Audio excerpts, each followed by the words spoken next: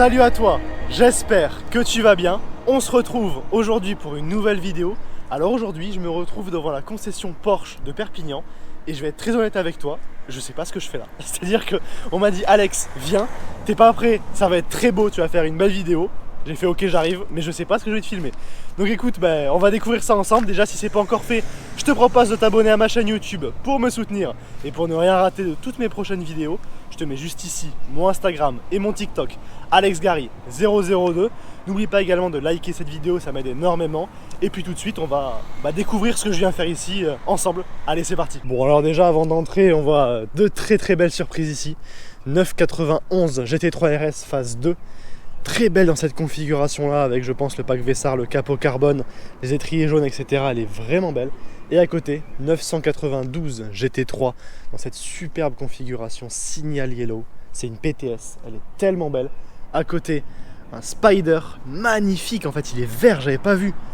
Oh là là la config, vert, jante noire, étrier jaune. Et à côté une 991 GT3 phase 1 cette fois-ci. Très belle également, et c'est là que tu vois l'évolution qu'il y a entre la GT3 991 et la 992. Alors si on va un petit peu plus loin dans le parking, on retrouve une autre surprise très sympa. Cette très belle 991 Turbo S Cabriolet. Alors celle-ci pareil, j'ai jamais essayé de 911 Turbo S.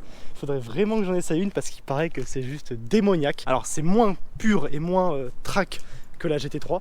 Mais par contre, qu'est-ce que ça doit marcher avec le turbo, ça doit être assez fou. Attends, je viens de voir en fait ce pourquoi je suis venu. Alors c'est une voiture que je t'ai déjà filmée dans une autre vidéo, mais j'en avais vu qu'une. Et surtout dans une configuration très classique et... Ah waouh, là c'est violent. Là c'est violent. Ok, est-ce que t'es prêt? Go.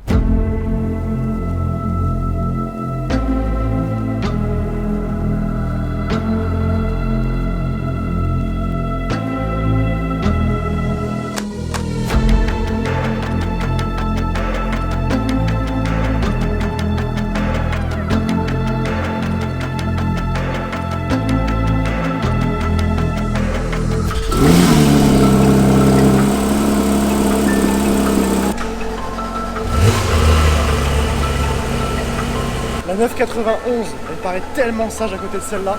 Regarde un peu la bestialité avec le regard. Oh, elle est folle.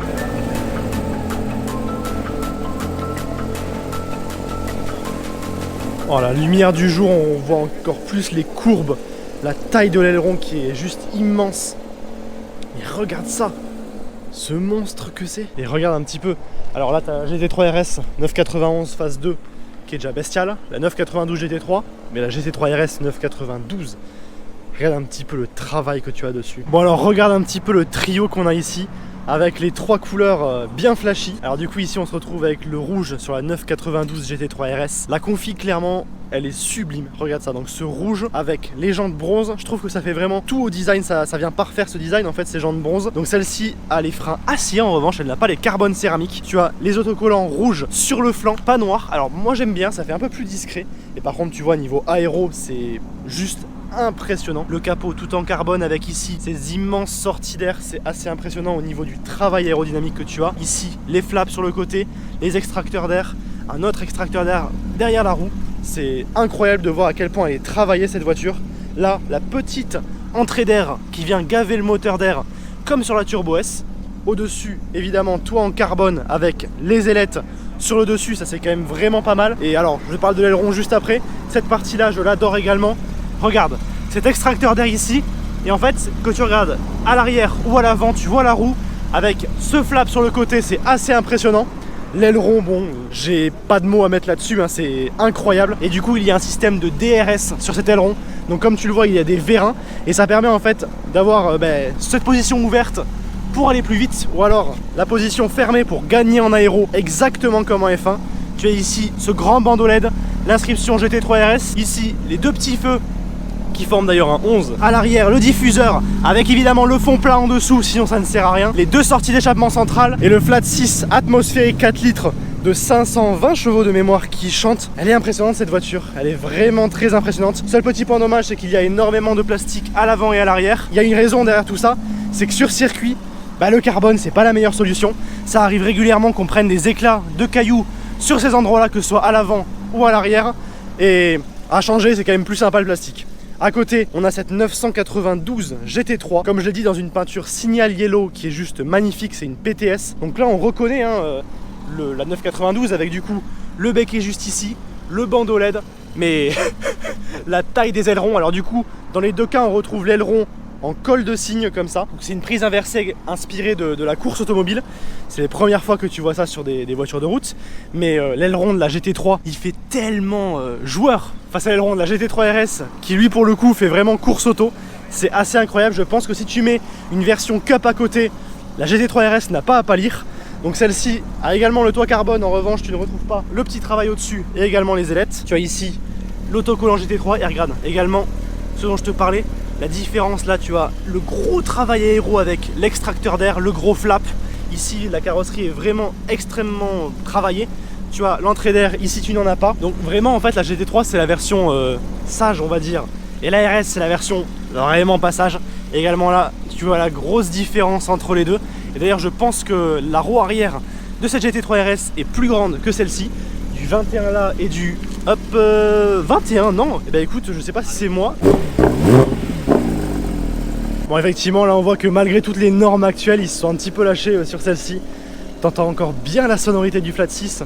Je dirais peut-être pas autant que sur la GT3 RS 91 juste devant, mais je pense qu'on s'en rapproche. Et évidemment, si tu mets une ligne, elle va chanter comme une voiture de course. Et regarde, là les deux l'une en face de l'autre, tu vois les différences. Clairement, la 92 est d'une bestialité. Alors, détail super sympa, regarde. Quand tu mets le clignotant ici, tu as un répéteur de clignotant au flap à l'avant, juste là, regarde. C'est assez amusant, c'est un détail, mais je m'en refais pas de... Je m'y fais pas à ce look. J'aimerais bien étudier la chose, comment ils ont pu mettre un DRS sur une voiture de route. C'est joli quand même, c'est très très joli. Par contre, tu penses que si tu actives le DRS avec personne devant toi, tu prends une pénalité sur la route? Je sais pas. Bon, alors là, je vais te montrer l'intérieur de cette nouvelle 992 GT3 RS. Tu vas voir, il y a beaucoup de changements. Alors déjà, pour commencer, regarde un petit peu cette porte. Alors l'Alcantara, le cuir surpiqué de rouge, les baguettes de carbone et surtout cette sangle qui sert de poignée. Et la poignée là, tout en carbone. Je pense que c'est une des plus belles pièces de l'intérieur. Pour moi, elle est magnifique. J'aimerais bien en avoir une d'ailleurs, juste pour décorer ma chambre. Elle est clairement sublime. Ici, baguette de seuil de porte en carbone illuminée, badge GT3 RS. Alors à l'intérieur, tu retrouves déjà énormément d'Alcantara. Comme tu le vois, il y en a de partout, de l'Alcantara surpiqué de rouge. Ça fait vraiment une ambiance extrêmement course. Devant toi, tu retrouves ce nouveau volant avec du coup pas mal de boutons qui sont apparus. Alors comme tu le vois ici, il y a un jour entre les commandes et le volant. Sympa. Alors comme tu le vois ici, il y a un jour entre le volant et les commandes. Ça fait un look un petit peu plus moderne. Là, tu as du coup ce nouveau bouton de démarrage. Donc tu ne mets plus la clé à gauche. Enfin, techniquement, si, parce que tu démarres à gauche. Mais la clé, tu peux la garder dans ta poche. Alors devant toi, tu retrouves du coup ce gros contour badge GT3 RS en rouge sur celle-ci. Et alors nouveauté, du coup, tu retrouves un écran à gauche, un écran à droite. Et également un écran au centre qui est très très grand et qui du coup va te permettre d'afficher ton CarPlay, etc. Donc là, même sur une GT3 RS, tu entres dans la modernité. Au centre, tu retrouves du coup ce nouveau sélecteur de boîte de vitesse PDK, le même que sur la Cayman GT4 RS que je t'avais déjà filmé. Beaucoup de carbone également au centre, encore une fois de l'Alcantara. Ici, on retrouve ces sièges en carbone, donc toujours les mêmes.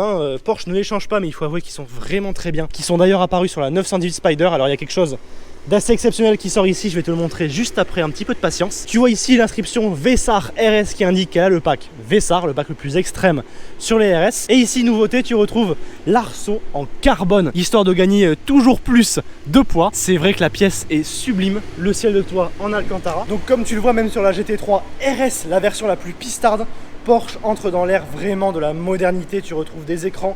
Donc c'est vrai que c'est un parallèle qui est un petit peu bizarre, parce que tu vois cette voiture qui est dépouillée de tout, tu vas le voir, il n'y a même plus de coffre à l'avant, mais par contre tu retrouves des écrans, etc. C'est un choix. Maintenant c'est sûr que c'est quand même pratique quand tu veux te rendre de chez toi au circuit, histoire de mettre le GPS, c'est quand même sympa. Mais faut avouer qu'il y a des choix spéciaux, surtout quand tu vois qu'il n'y a plus de coffre, mais ça, je vais t'expliquer pourquoi. Alors déjà, il faut parler de ce capot tout en carbone ici, donc qui est clairement ouvert, l'ouverture est juste immense, regarde ça avec ses ailettes. Et alors là, comme tu le vois, il n'y a plus de coffre, donc ce n'est pas un problème, c'est pas une option. En fait, la GT3 RS 992 n'a plus de coffre et ça a été remplacé par des radiateurs et par de l'aéro. Alors simplement, l'air rentre ici au niveau de la face avant et il ressort là à travers le capot. Tout ça dans le but évidemment de plaquer la voiture un maximum au sol. D'ailleurs elle a moins de vitesse maximale que la 991 GT3 RS, mais en revanche elle a énormément d'appui aérodynamique. Ce qui fait que cette 992 GT3 RS boucle un tour du Nürburgring 10 secondes plus rapidement que la GT3 RS 991 phase 2. Alors peut-être que certains ne se rendent pas compte, mais 10 secondes entre une génération et l'autre, c'est juste immense. Alors d'accord, le Nürburgring c'est un circuit assez long, mais tout de même 10 secondes c'est incroyable. Alors c'est vrai que la GT3 992 a fait encore mieux par rapport à la 991 GT3 qui d'ailleurs est là en version phase 1 3.8 puisqu'elle l'a battu de 17 secondes sur le Nürburgring. Mais il faut avouer que là on rentre dans des performances qui sont impressionnantes. Il faut se dire également que Porsche, contrairement à ses concurrents, n'est pas allé dans la course à la puissance. Cette voiture fait toujours 520 chevaux, contrairement aux autres qui commencent à atteindre allègrement les 700 ou 800. Mais pour autant, elle bat tout le monde sur le circuit. Ça grâce à son aéro qui est juste digne d'une voiture de course. Et c'est ça qui caractérise maintenant cette GT3 RS, c'est que si t'es un mec qui veut aller chercher ton pain le matin et 2 heures après être en train de claquer un chrono de l'enfer sur un circuit, la voilà ta voiture. Bon alors si tu pensais que les surprises étaient finies pour cette vidéo, bah non. Non, je te le dis tout de suite. Alors, il y a une voiture que j'ai déjà vue une fois qui est juste là. Et il y en a une que je vois pour la première fois et que j'avais vraiment envie de voir. Ce sont 2 séries très spéciales sorties récemment chez Porsche. Bon, je te fais pas plus attendre, regarde ça.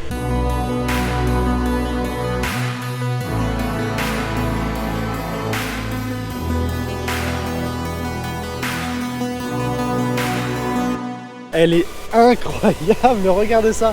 Alors là, Dakar en fait, c'est tout simplement un hommage à la 959 qui avait participé au Dakar. Et en fait c'est une 992 GTS qui a été surélevée, donc tu as toujours les 450 chevaux. Et regarde, tu retrouves du coup cette grosse garde au sol, les pneus crantés, c'est assez incroyable. Par contre elle hérite du capot de la 992 GT3 avec ses petites sorties d'air. Alors au niveau des modifications, tu retrouves ici ces éléments en plastique, les gros pneus crantés, ces jantes là qui sont très différentes, et surtout regarde la garde au sol que tu as par rapport à l'autre modèle spécifique derrière. C'est assez impressionnant. Tu retrouves ici cet aileron en plastique également. Alors c'est fixe, hein, c'est pas un aileron qui se lève. Et ici du coup tu as de la prise d'air. Et regarde, là tu as l'inscription 911 Dakar. Ici on dirait de l'inox sur ce diffuseur. Et tu retrouves également ces 2 attaches là. Donc on a une à l'arrière et une à l'avant pour te sortir du sable si jamais tu es allé un petit peu trop loin quand même dans tes idioties. Alors à l'intérieur tu retrouves le même esprit que dans les autres, hein. Tu as quand même de l'Alcantara, du carbone. Donc c'est vraiment très luxueux malgré sa vocation vraiment sportive. Autre chose dont je ne t'ai pas parlé également, tu retrouves quand même un toit en carbone au-dessus, histoire d'abaisser un petit peu le centre de gravité. Alors là, il est en position haute également parce que tu as plein de modes. Tu as le mode neige, tu as le mode sable, tu as le mode off-road. Donc vraiment, histoire de pouvoir faire tout ce que tu veux avec la voiture. Évidemment, il y a un mode route aussi pour l'abaisser. Et à côté, une autre voiture que j'adore vraiment, la Sport Classique, qui est impressionnante. Alors donc c'est une base de 911 turbo, sauf que celle-ci a été purifiée on va dire. Donc c'est une pure propulsion contrairement à la turbo qui est une 4 roues motrices. Et à l'intérieur, regarde ça, faut que je te le montre. Tu retrouves, tadam, une boîte manuelle sur cette voiture qui fait donc 550 chevaux sur les roues arrière avec une boîte manuelle. Franchement, il n'y a que Porsche pour faire des voitures encore aussi pures. Alors à l'intérieur par contre c'est grand luxe, mais par contre c'est grand luxe très élégant, et surtout on retrouve quand même les codes de la marque originelle. Donc alors tu retrouves ces sièges cuir beige avec ici ce tissu en pied de poule qui est vraiment sympa. Les enceintes Burmester, toujours pareil, ce contraste là. Et également, chose très élégante, celle-ci est équipée de l'option avec le bois, donc ça fait un contraste tellement élégant dans cette voiture. Au centre, tu retrouves du coup ce sublime levier de boîte de vitesse manuelle avec le bois au centre. Elle est juste dingue cette voiture, regarde ça. Alors comme beaucoup des éditions spéciales chez Porsche, tu retrouves le logo 911 Sport Classique en doré, exactement comme sur la Targa Heritage Edition. Alors là, toujours pareil, hein, tu retrouves du coup ces écrans sur le côté, le contour au centre badgé Sport Classique, l'écran central. C'est vraiment très sympa. Cette voiture, elle est juste sublime. Alors également, chose très spécifique, tu retrouves ces jantes là sur la Sport Classique. Et tu retrouves également cette teinte sur celle-ci qui est très belle. Donc c'est une espèce de gris souris avec du coup ces bandes grises plus claires au centre. Et alors là derrière moi, c'est clairement l'expression, regarde, du fait que Porsche s'est dit, venez pendant quelques années, on fait des trucs de fou. C'est-à-dire que pendant que les autres constructeurs sont en train de s'assagir, Porsche ils se sont dit, la GT3 Cup, ça marche bien sur le circuit quand même. Ce serait marrant si on faisait une version route. Ils ont fait la 992 GT3 RS. Ils se sont aussi dit, la turbo elle marche. Mais imagine si on faisait une turbo propulsion boîte manuelle, un truc bien pur. La Sport Classique. Et ils se sont dit ensuite, en vrai, on a brillé avec la 959 au Dakar à l'époque, ce serait quand même vachement rigolo qu'on propose une 911 qui peut aller en tout terrain. La 911 Dakar. Et encore, ce ne sont que quelques exemples parmi toutes les folies que Porsche sort en ce moment. Ils sont inarrêtables, clairement. Ils ne s'arrêtent pas. On peut encore voir dernièrement avec le Cayman GT4 RS que je t'ai essayé, ou même le Spider RS, un cabriolet qui est clairement une voiture de course, cabriolet, 500 chevaux, un moteur de GT3, ça n'a rien à faire là-dedans. Et il faut avouer que, clairement, Porsche s'impose comme le constructeur le plus fou de ces derniers mois.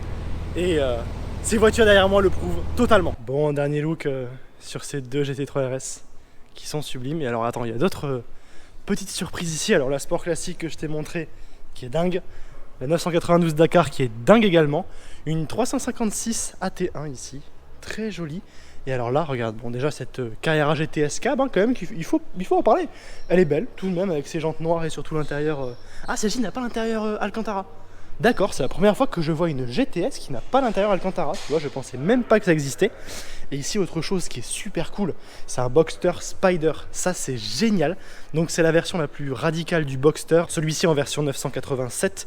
Donc, tu retrouves les caractéristiques du Spider, à savoir le double bosselage. Ici, un pare-brise assez court.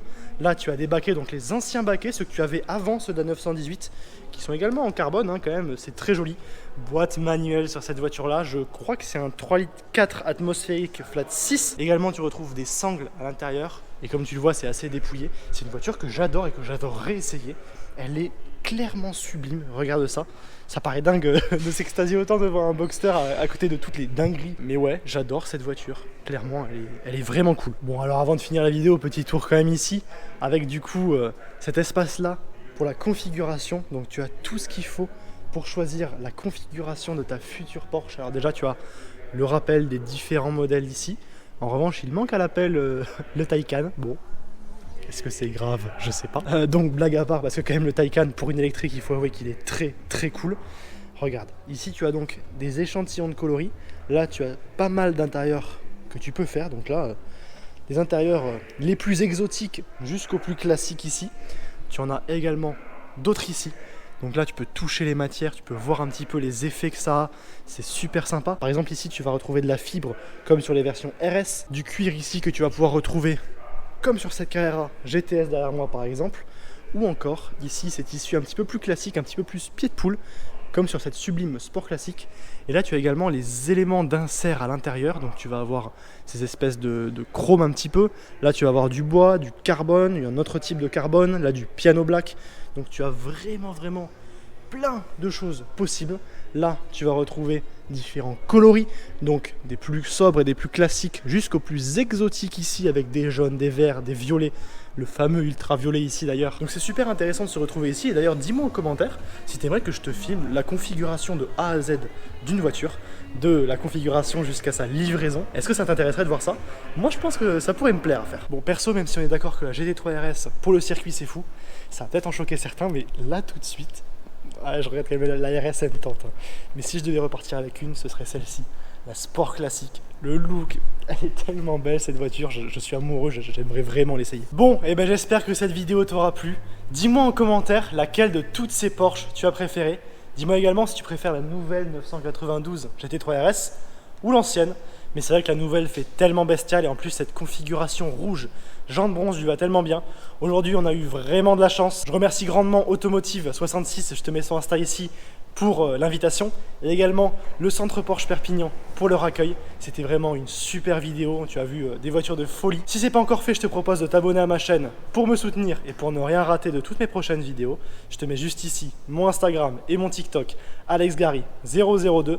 N'oublie pas également de liker et de commenter cette vidéo, ça m'aide énormément. Et puis moi je te dis à très bientôt pour une nouvelle vidéo. Allez, ciao! Par contre, tu penses que si tu actives le DRS avec personne devant toi, tu prends une pénalité sur la route?